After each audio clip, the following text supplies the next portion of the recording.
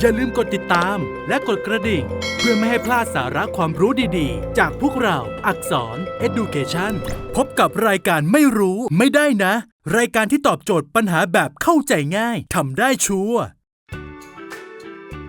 How to ไฮไลท์คะแนนนักเรียนใน Excel 1. เปิดไฟล์ที่ต้องการเลือกคอลัมน์ที่ต้องการใส่ไฮไลท์คลิกที่ Conditional Formatting 2. เลือก Highlight Cell Rule 3. เลือก More Rule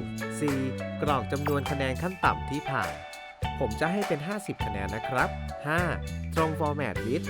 เลือก Green Fill with Dark Green Text และกดโอเคเท่านี้ในไฟล์ก็จะไฮไลท์ในช่องที่คะแนนผ่านสะดวกในการทำเอกสารประเมินคะแนนนักเรียนง่ายๆใน5ขั้นตอนครับ